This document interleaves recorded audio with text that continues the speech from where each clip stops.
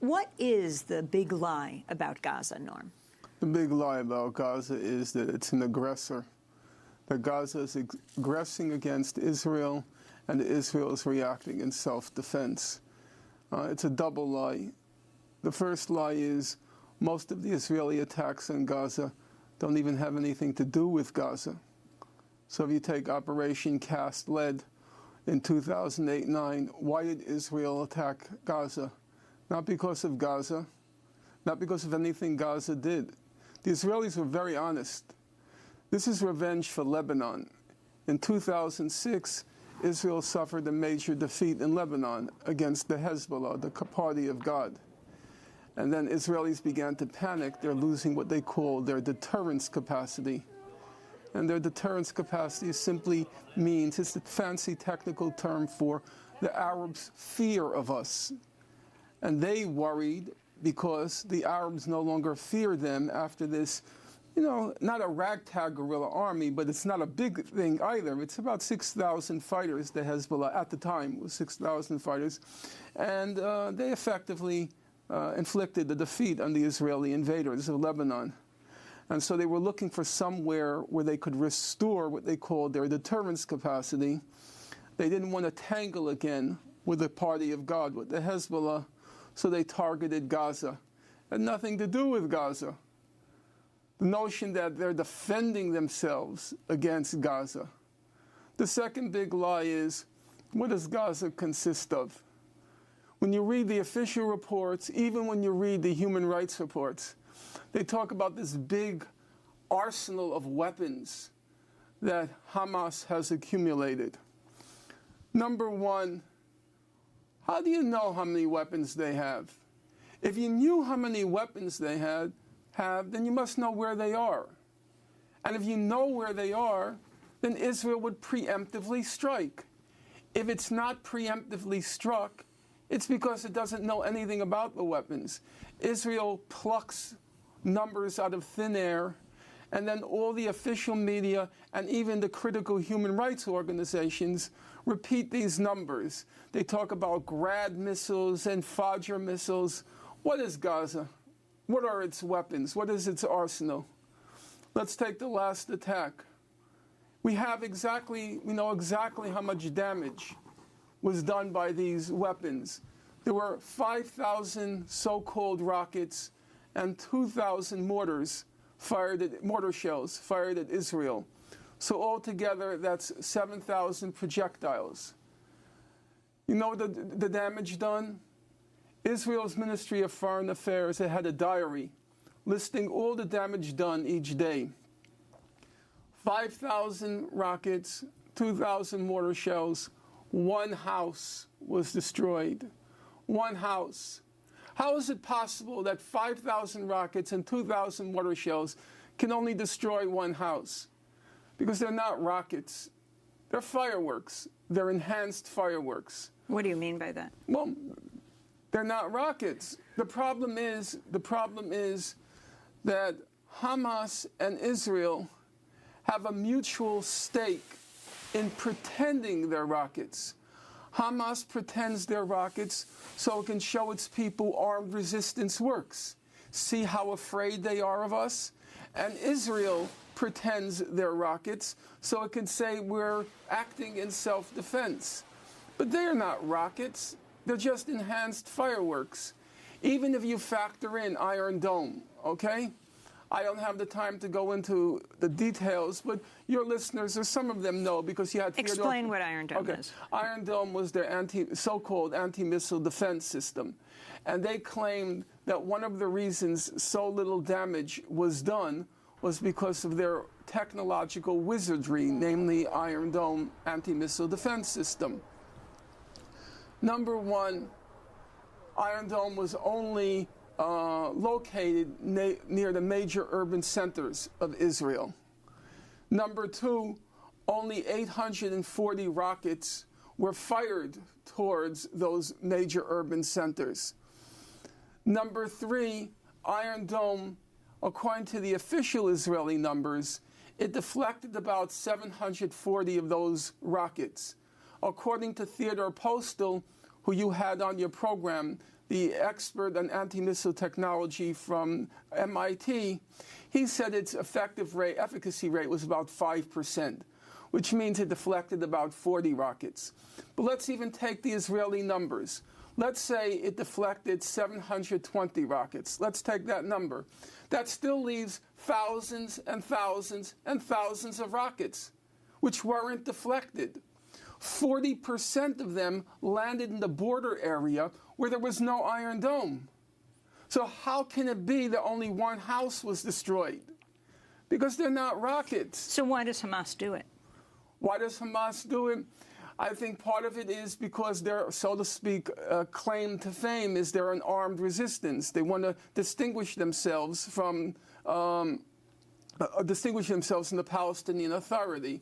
So they claim we're still resisting. Number two, I think they really believe their own propaganda, because they see Israel saying, these rockets, they're causing us, so much damage and destruction and so forth. I think part of it, you have to remember, no offense to them, but they live in a hermetically sealed society. Most of the Hamas leaders, they're just recently out of spending 10 years in jail, 15 years in jail. They're very inexperienced because Israel eliminated the first line, the second line, the third line of the Hamas leadership. So don't attribute, great strategic thinking to them. They're living in this tiny, isolated, hermetically sealed enclave. And I think they actually have internalized a lot of the Israeli propaganda. Explain what happened in first Operation Cast Lead, 2008-9, and then Operation Protective Edge in 2014. And you referenced this in the first part of our interview, but in terms of casualties, in terms of the timing of these two attacks? Well, I don't want to go over ground that we've already looked at. So let me look at the salient points for the purposes of, an interview. Number one, Operation Cast Lead begins December 26th, 2008, ends January 17, 2009, what Amnesty International called the 22 days of death and destruction. There's a ceasefire implemented in June 2008. Israeli official and unofficial organizations say Hamas was careful to respect the ceasefire. Hamas was careful to respect the ceasefire.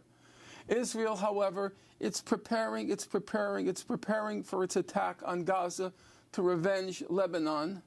When all the pieces are in place, they spent about a year of preparation. When all the pieces are in place, they need a pretext.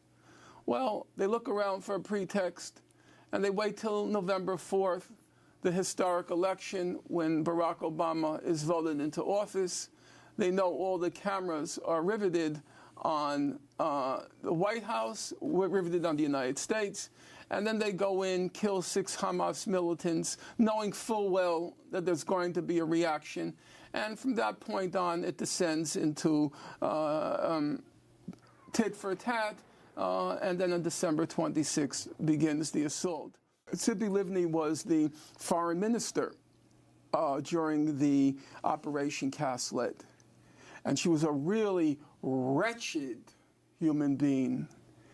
The day after Cast Lead, the day after it ended, January 18th, she went on Israeli television, Channel 10, and she boasted, "We carried on like real hooligans in Gaza." She boasted, "We went wild in Gaza. I ordered it. I'm proud of it." Because they're so brazen.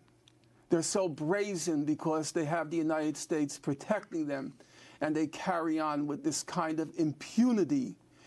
And then along came the Goldstone report. It was like an uh-oh moment, because it seemed as if for the first time they were finally going to be held accountable. And that's why they went mad, the Israelis. They had to stop Goldstone. And the Goldstone report was a catastrophe for the state of Israel, Goldstone is Jewish, Goldstone is a Zionist, Goldstone is a liberal. Goldstone was a judge, right? He was a judge, a respected, you can even say renowned judge. And most important, he's a Zionist. He's on the board of directors of the Hebrew University in Jerusalem, and so on and so forth. And now he came out with a report that said the purpose of Cast Lead was to punish, humiliate, and terrorize the civilian population.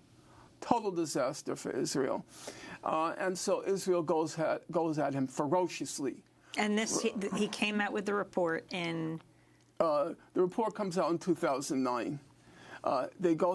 Israel goes after him ferociously across the spectrum, across the political spectrum, all levels of the Israeli society, and also in the United States. They go after Goldstone. And the tragedy then occurs. I go through the record very carefully in the book. Goldstone was almost a joke because it was April 1st. It was April Fool's Day. He drops a bombshell in the Washington Post. This is 2011? He doesn't say it literally, but it's clear the message he's transmitting. He's recanting the report, and he's taking it back. I'll tell you, I remember that day quite well. I was in a library, I don't remember where, and it was like something died in me. Really, it was like something died in me, something you believed in, or you wanted to believe in. And maybe I was naive, but the Goldstone report was a very weighty document. At one point, Benjamin Netanyahu said, we're facing 3 existential threats: Iran, Hamas and Hezbollah rockets, and the Goldstone report. And it was a very big problem for them.